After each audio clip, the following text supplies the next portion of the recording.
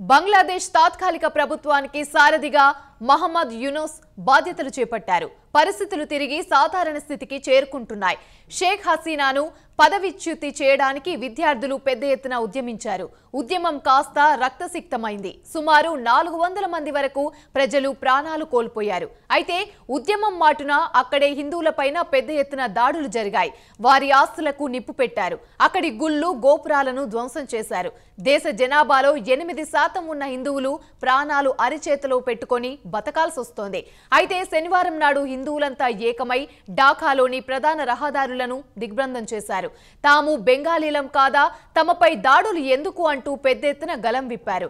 ఢాకాలో తాజా పరిస్థితిపై ప్రత్యేక కథనంలో మరింత సమాచారం తెలుసుకుందాం.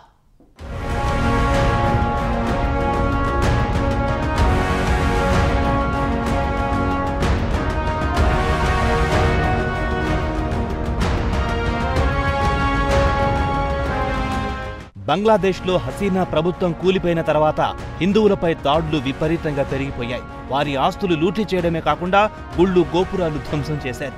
ప్రాణాలు అరచేతిలో పెట్టుకుని బిక్కుబిక్కుమంటూ కాలం గడపాల్సి వచ్చింది. శుక్రవారం వీరంతా ధైర్యం కూడగట్టుకుని ఢాకా వీధుల్లో నిరసన ప్రదర్శన చేశారు. మైనార్టీలను రక్షించాలని వారు ప్లకార్డులను ప్రదర్శించారు. అలాగే తామెవరం అంటూ ప్రశ్నిస్తూనే బెంగాలీ బెంగాలీ అంటూ పెద్ద ఎత్తున నినాదాలు చేశారు. దేశంలో ప్రశాంతత నెలకొనేందుకు ప్రభుత్వం చొరవ తీసుకోవాలని హిందూ నిరసనకారులు కోరారు. అయితే శుక్రవారం ఢాకా నగరంలో పలు చోట్ల నిరసనకారులు రోడ్లను దిగ్బంధం చేశారు. హరే కృష్ణ అంటూ నినాదాలు చేశారు. జనజీవనం స్తంభింపజేశారు. కాగా షేక్ హసీనా హిందువులకు అనుకూలంగా ఉంటారని మత ఛాందసవాదులు మండిపడుతున్నారు. అందుకే దాడులకు తెగబడుతున్నారు.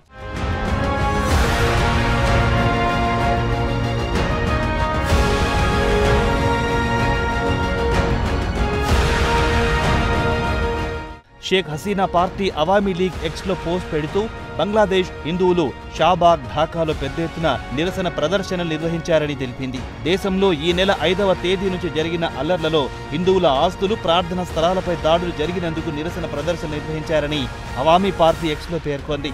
షేక్ హసీనా ఇండియా పారిపోవడం, హిందువుల ఆస్తులను లూటీ చేయడంతో దేశంలోని హిందువులు అభద్రతా భావానికి గురవుతున్నారు. ఇక దేశ జనాభాలో సుమారు 8% మంది హిందువులున్నారు. వివాదాస్పదమైన కోటా సిస్టంకు వ్యతిరేకంగా విద్యార్థులు పెద్ద ఎత్తున ఉద్యమాన్ని చేపట్టారు. అది కాస్త హింసాత్మకంగా మారింది. చివరకు ప్రధాని దేశం విడిచి పారిపోవాల్సిన పరిస్థితి ఏర్పడింది. కాగా దేశంలో జరిగిన హింసాత్మక ఘటనలకు సుమారు 230 మంది వరకు ప్రాణాలు కోల్పోయారు.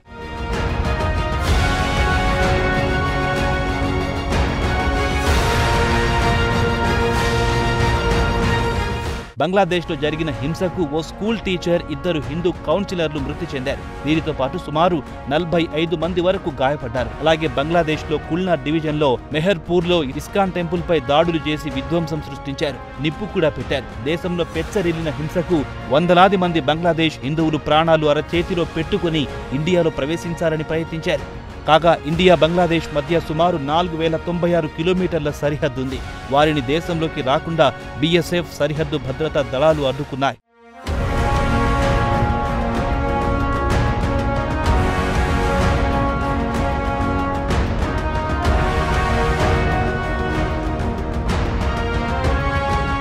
ఇదిలా ఉండగా Bangladesh Hindu, Buddhist, Christian unit council కొత్తగా ఏర్పడిన తాత్కాలిక ప్రభుత్వ చీఫ్ మహమ్మద్ యూనిస్ ను మైనార్టీల ప్రాణాలు కాపాడాలని కోరారు. ఆయనకు వినతి పత్రం కూడా సమర్పించారు.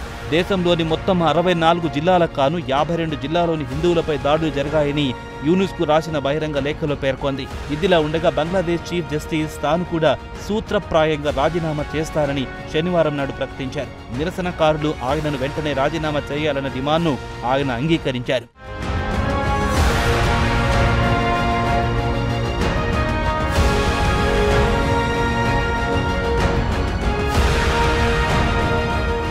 Dhaka supreme court chief justice Obaidul హసన్ను షేక్ హసీనా గతేడాది నియమించారు. అయితే మాజీ ప్రధానమంత్రి షేక్ హసీనాకు చీఫ్ జస్టిస్ నమ్మకస్తుడుగా చెబుతారు. నిరసనకారులు ఆయనను వెంటనే రాజీనామా చేయాలని డిమాండ్ చేశారు. శుక్రవారం నాడు ఢాకాలో కోర్టు ముందు పెద్ద ఎత్తున రాజీనామా చేయాలని నినాదాలు చేశారు. అయితే ప్రెసిడెంట్ మహమ్మద్ షహబుద్దీన్తో సంప్రదింపులు జరిపిన తర్వాత రాజీనామా చేస్తారని స్థానిక మీడియాలో వార్తలు వచ్చాయి. కానీ విద్యార్థుల నుంచి వస్తున్న ఒత్తిడిని దృష్టిలో ఉంచుకొని ఆయన రాజీనామా చేశారు.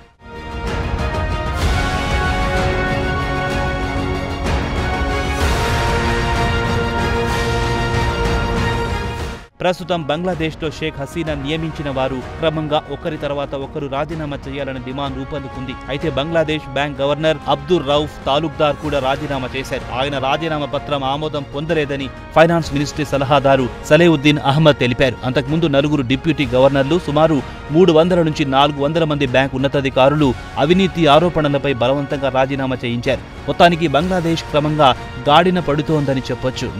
మరి కొత్తగా అధికారం చేపట్టిన యూనూస్ హిందువులకు రక్షణ కల్పిస్తారని ఆశిద్దాం.